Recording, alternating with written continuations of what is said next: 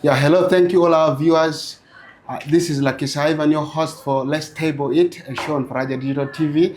We will always be here with you, conversing on the issues of governance. These are partner issues within our countries that are entailed along the services that we see here and there in the docket of education, from parliament to the social issues that affect us.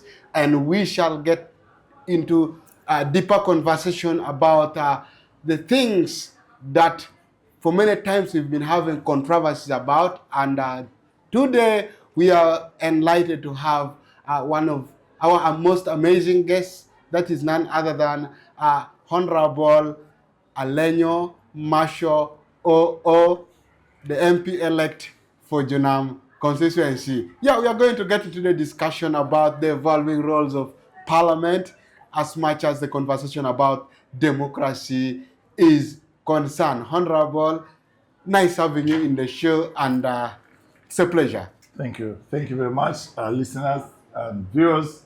Thank you very much, my brother Ivan, for having me here in this Let's Table It program. And it's good to know. For the record, I'm called Marshall Alenyo, OO, Member of Parliament elect for Jonam County, and I'm an advocate by profession. It's good to have me here. Thank you. Yeah, thank you so much, Honorable. We've been seeing you up and there with the logo, the chosen one, and we thank God for making it through. As we get into the conversation, Honorable, yes, we have seen you vying for position of speakership, deputy speakership of the 12th Parliament, and it's something that we are really happy to know about, and we want to get to understanding what are some of the key issues that really drove your aspiration into that contest. Thank you very much, Ivan, and viewer. Of course, we are going to swear in as members of Parliament in the next couple of days, maybe 2. And every Parliament has its own speaker and deputy. And the 12th Parliament is no exception. The 12th Parliament must have a deputy and must have a speaker. So the way the speakership rotates in this country and the deputyship, of course, is rotational. We've had the late Ayume, who came from the West Nile, was a speaker. Then it went to the east, it went to the late Wapa Kabulo, then it came back to the Honorable Sekandi. After Sekandi, we had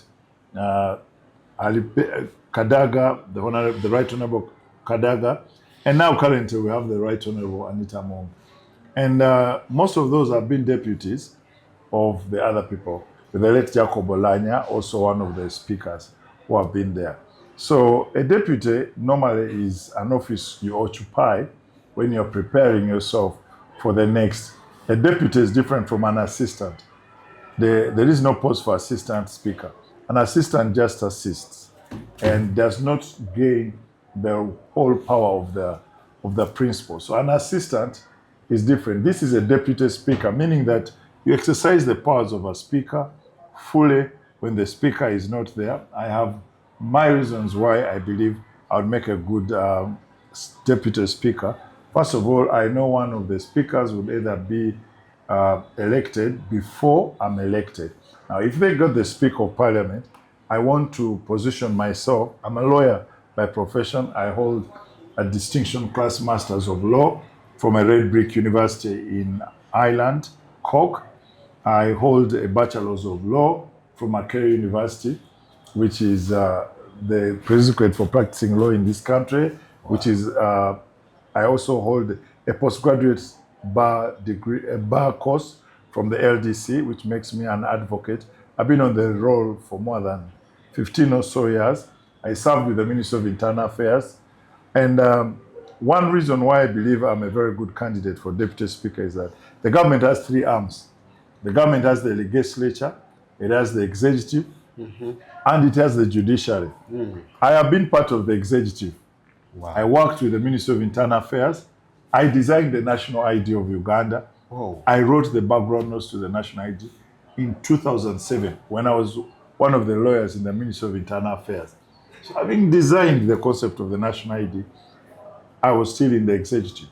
After the executive, I left the executive in 2015. I asked for early retirement when I got my master's from Ireland. So I left the executive in 2015 and I joined the judiciary. So from 2015, I have been in the judiciary as an advocate with a practicing certificate and doing legal work, specifically looking at issues of immigration and refugee.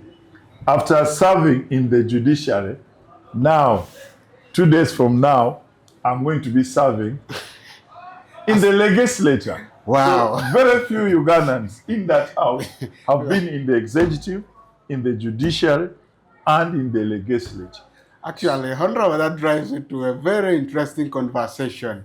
Yeah, from executive to the legislation aspect. That drives me to one of the most confusing aspect among us, the people of Uganda. That is none other than some of the key roles that the public should really expect from the members of parliament. Because we've ever seen people putting unnecessary pressures on members of parliament, and yet what the law states is quite, in most cases, quite contrary to what the public demands. So some of these roles, I think, is something that we need to talk about. And yeah, can you drive us into that conversation? Thank you. You know, I want to give an example. If you read the Bible, and you read the Bible very well, you know the story of Jesus. Jesus came to save people as Son of God. But when he reached earth, he found that he had to be human. He had to be human. Much as his role to save the world was there were some roles society expected of him. Sure. That is why the first miracle he made was to turn what? Water to wine. Yeah. That was not part of his original mission. But in the garden, people asked him that we're in a wedding. We ran out of wine. You're a son of God. You've come to save us those things of going to heaven. But we've run out of wine. So that is where I want to start. That society sets their own roles from leaders. This was the Son of God. Society wanted him to give alcohol. Now, to be a member of parliament, there are two roles you have. The role the law sets for you, the role the law states for you to go to parliament and legislate, debate laws, make sure that the country gets laws, and make sure that these laws are sober laws. Right now, Uganda is going up. We are now going to take over and become a mid-income status country. So we expect the laws to help the president's manifesto. We expect the laws to help us in the economic heartbeat to go forward in our economic quest for better life. So I expect the next parliament to pass laws which will tally with the president's ambition of wealth creation, of making everybody participate in the economy. That role is legislating laws. The second role is an oversight role. On the 19th, from Pakwach, we're going to swear in the LC5 chairman. And I'm going to have the chance to address the council, where the LC5 will be. As a member of parliament, I ensure that when government sends funds, the funds are used for the purpose for which they are supposed to be used. The president, when he was talking to us in Champanze, told us that there will now not be any money sent to the district, any money or anything sent to the district without the MP getting a letter. Excellent move by His Excellency the President. True. That is one area of the roles of an MP.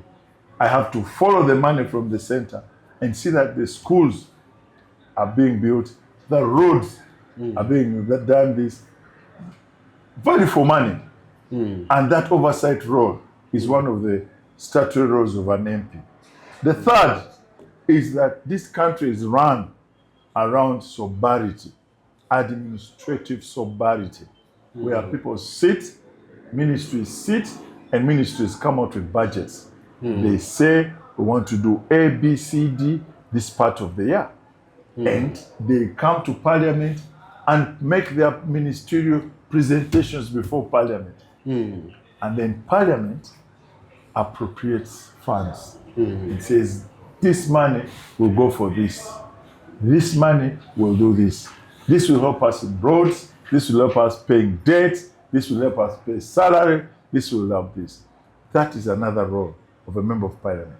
And that's one of the roles we expect to perform. That appropriation role of a member of parliament is the third and the strongest. The fourth, those ones I told you where society expects you to appear in a burial, expects you to do good to the voter who voted for you. Those ones are unwritten laws. There are two types of laws, the unwritten laws and the written laws. So that one is the unwritten law for the roles of a member of parliament. The written laws and the unwritten laws, that is Honorable Marshal Alenyo OO for you, always with a lot of controversies, especially what makes human smile. Yeah. Viewers, we are still with Honorable Alenyo Marshal as he's diving us much into the deeper conversation about the roles of the parliament, the evolving roles of parliament in ensuring democracies are addressed. Yes, Honorable, you talked about the inside roles of parliament. So I want us to hold the conversation in line to the roles parliament is playing as an institution to ensure that every member of parliament plays an effective oversight role. Because as much as the conversation around the country has always been revolving around issues to do with corruptions and other things, that signifies that somebody out there is not doing his role of oversight very well. So now, what do you think our parliament is doing, or what do you think parliament should have done to ensure that the oversight role is played properly by a member of parliament? Thank you very much. Thank you very much, and you've asked a very good question, which needs a very good answer as well. Parliament has to, if I use the contemporary language, they say it has to up its game. It has to up its game, meaning the Parliament is in a situation where it does not have a lot of goodwill from the people, or people look at Parliament and say, these members of Parliament are corrupt, these members of Parliament are not doing this. So Parliament has to up its game. I believe in the 12th Parliament, we're going to be up to it. In the 12th Parliament, when we're in Chankwanzi and those areas, the President has told us, look here, guys, help, fight corruption. Fight corruption. What happens in Parliament? Parliament is now becoming like a deal center. It's becoming like a deal center where people go, bring ideas, they get funded, the money gets shared, etc. We want to go and be counted. We come from a generation which has seen the country move from in 1986, when the country, everything collapsed. Everything collapsed in this country. People used to run that the rebels have entered. The whole system, there was no system. Now the country is building itself. And the country has now reached a level where the president needs our help. The president has already sent an SOS and said, Parliament, come and help me. There is money sent. The road funds, 2.5 billion goes to Nebi, to Pakwach. What does it do? Does it do the road? I need to find out. Seed schools are being built. Teachers are being paid. Are they in class? Are the children studying? Hospitals. Medicine is being shared. Does the medicine reach? Does it go to the bedroom of the patient, or it goes to the counter of those who run pharmacies in the district? What type of medicine is being sold in the district? Are there jobs? The other day we were hustling with the jobs of UA.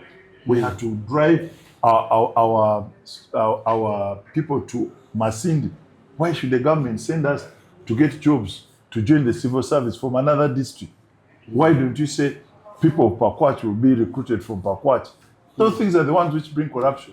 Why? We are from other districts. We run to Masindi to look for jobs. If you want to join the army, you have to go to Guru or to Arua. But if you go to Guru, the actually youth there have advantage. Because when they slept home, they're just going to go and run. Arua, the Rubara will have an advantage. So some of those government policies, we're not going to accept them. We are going to align them. So Parliament should fund. There used to be what they used to call the constituency fund. If the constituency fund is returned, and I know that this fund helps me to go down to supervise hospitals, supervise health centers, supervise schools. If that fund was removed, they must bring it back so that we can use that fund to do our oversight role of moving around. The second is we need training. Parliamentarians need to be trained so that they know these are areas of corruption. This is how you can do this. This is how you can whistleblow. This, your program here, let's table it. Parliament should table corruption, like the name of your program. True. They should table the issue in Parliament and say, we have got this, and this. And people must, tabling will not even be enough. Cases must be concluded. Corruption cases must be concluded. People must be made to account. True. Otherwise, out there, the constituents are now drumming. The issue of deputy speakership. I was in Pachel over the weekend in a wedding, and I asked the people, should I contest or I should not? Everyone said, you have to contest. You have to contest. And it was so bad, they said. So I asked them, hey, you want me to contest for deputy speaker, but why? They said, no. You must contest because we want our own to be there in Parliament so that you help us. So you can see the local person is now attaching offices that in case our relatives or a person doesn't have a big office, we might not get help. Those are the areas where the government and Parliament needs to intervene so that somebody in Pakwach knows that the Prime Minister is their person, so that someone in Madi knows that the Prime Minister is for all of us, so that as she goes to Kakumiro, people receive her as a Prime Minister, and the person in Pakwach, in Ijonam, also has hope. So the Parliament has a role, really. Yeah. Actually, thank you so much for bringing it out clear that indeed Parliament has a role to play, and surely the sanity of the Parliament is always defined by its own role, and Parliament are actually meeting its own obligations. That's why the sanity of the institution is seen.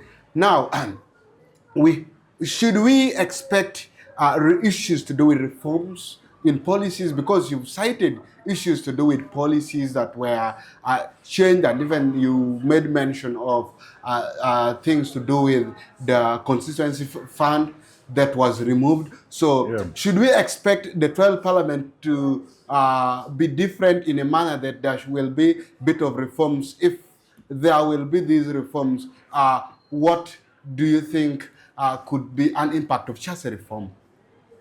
Well, thank you. You're a very intelligent man. Your questions are cryptic. I like intelligent people. The Parliament is not at the level of council in the LC5 council. Parliament is at national level. Parliament is at policy level.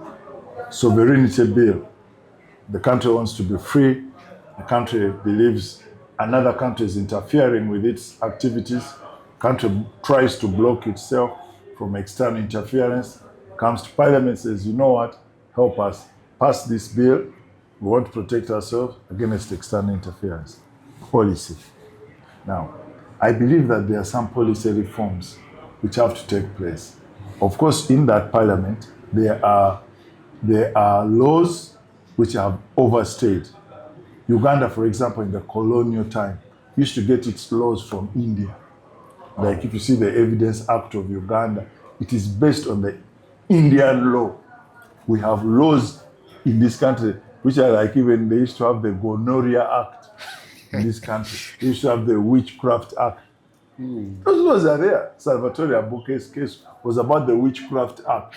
So there are laws in this country which are laughable. So the country needs us to have a sober thought on some of the reforms of some of those laws to line them with the current reality of the day, the digital realities, and etc.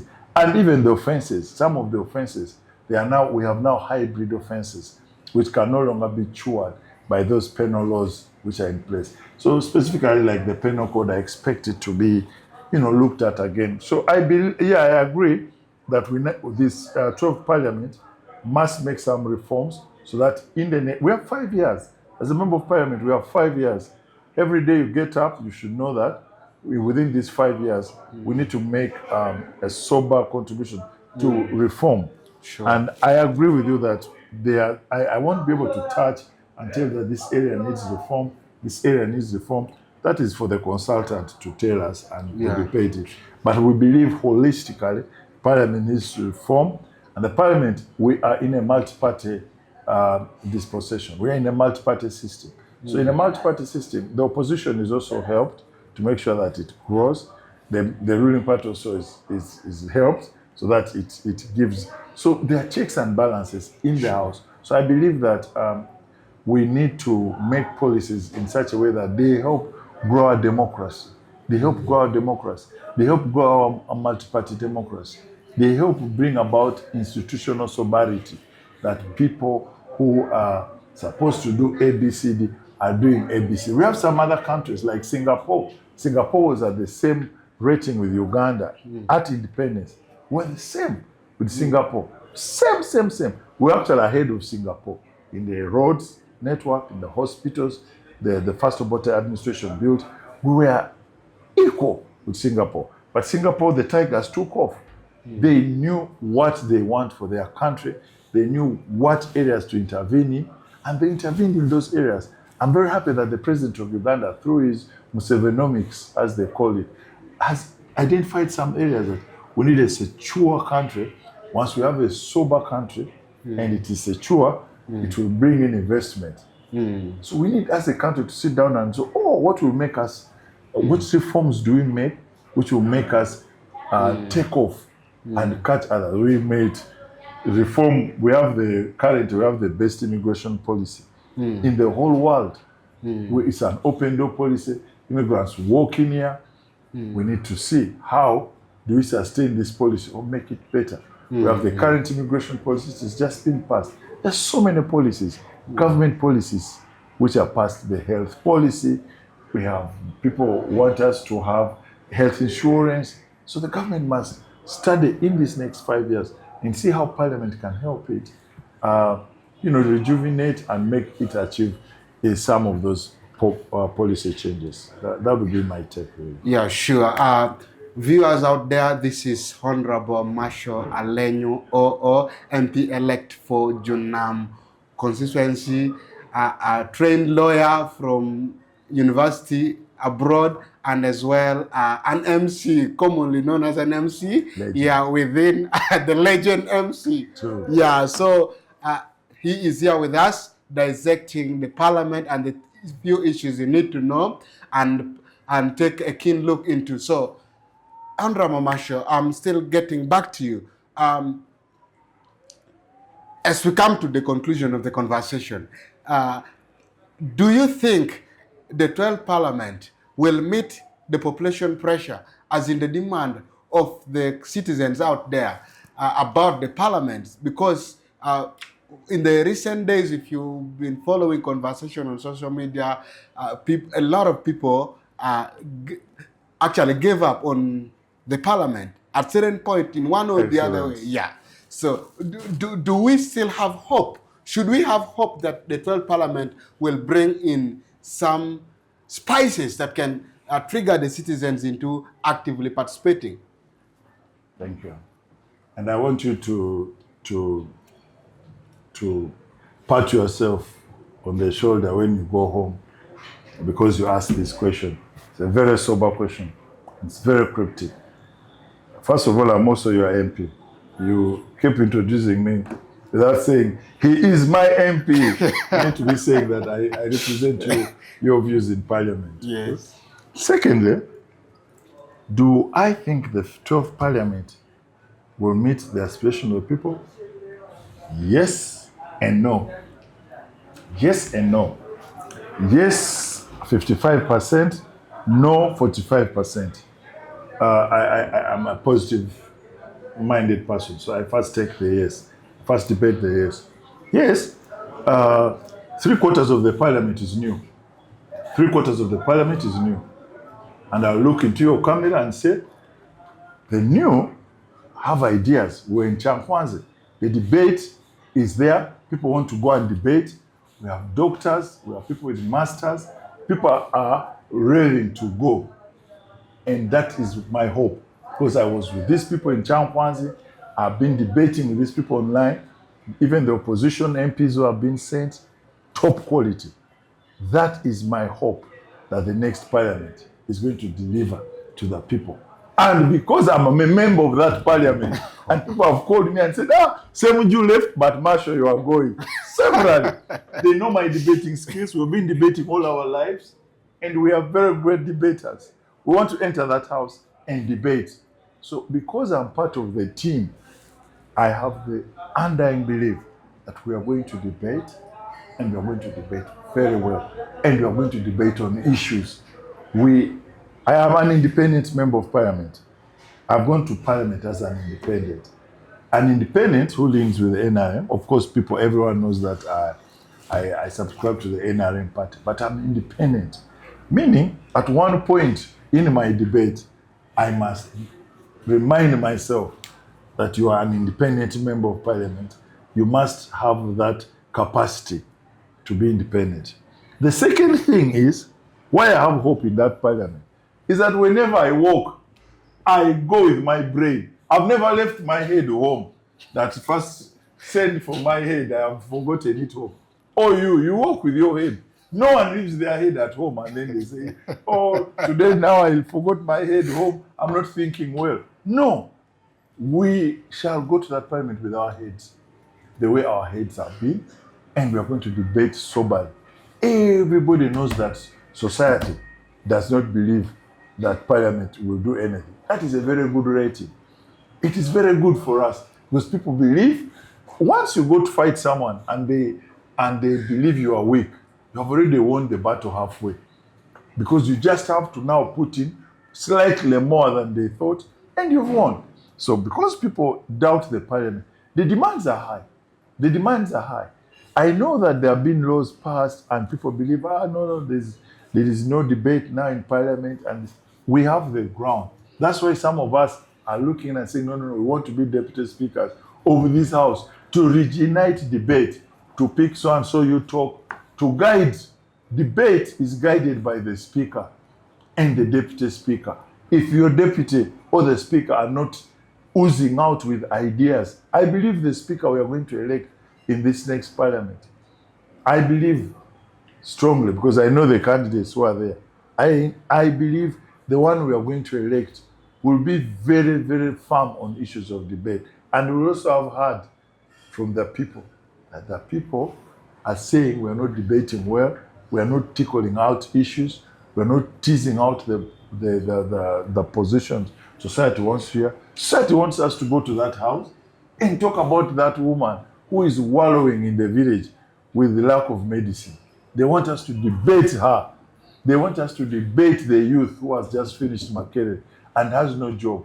They want us to debate and talk about the living wage. They want us to go to that parliament and talk about detentions in filthy police cells, how people are being detained beyond 48 hours if they are being detained. They want us to debate rights of the citizen on the streets, at home, in class, anywhere. That's what the society wants us to debate. Society wants us to debate corruption. You know, to conclude on the issue of corruption, one day I was told that the late president of Zaire, Mobutu Sese Kuku Wazabanga, had a cabinet meeting, and when he had a cabinet meeting, somebody came and told him in the cabinet that people out there are saying that there's a lot of corruption in society. Mobutu used to start some of his cabinet meetings by having a non-cabinet member, a person from the society, come and address cabinet, to just get the real feel of the people. Like if one citizen is picked to go and talk to cabinet ministers in Entebbe. So when that man talked, he said, people out there, people are stealing what? Mobutu said, no. I'm seated here. All the thieves are here in this cabinet. All they are here. So there's no one left out there. A leader knows his people. And I'm very happy that our president knows who are stealing. He knows who, but he balances like a father. He balances, says, you know, you are not going to slap your son every day. Once you know this one has done this, you may give them chance either to reform or you find another way of reaching out. Either you remove them silently or you make sure that they go through rehabilitation or you make sure that you talk to people who know them and make it hard for them to access the similar type of lootocracy. They don't loot again. And that is the way, the vision of the president I've seen, the way he handles corrupt people. Does not go bam and hit them and say this. He tries to isolate them and tries to, you know, see how he can mitigate and say this never happens again. That's why, if you notice, the president, if you have done something and been very corrupt, it's very hard to repeat the same type of thing. True. Because I think he, in his wisdom and as a revolutionary, he always knows this is like this, and he channels you away. So this one has kept sugar. I found him licking his fingers. Next time he tells you now, sit on your fingers and don't lick fingers. Thank you, but thank you for your questions and for having me. Yeah. As you said, the program is about to end. Yeah, thank you so much, and we will be really pleased to have you next time again. For our viewers out there, this has been Honorable Alenyo Marshall OO, the legend MC, the one whom people are anticipating to replace our Noisi Semuju in the 12th Parliament of Uganda. The gatekeeper of the West Nile. The gatekeeper of the West Nile, the MP elect of Jonam County. Thank you so much, and keep tuned to Faraja Digital TV and follow our social media handles for just related content that will always exhibit and give you the best out there. Good evening to everyone. Thank you. Good evening.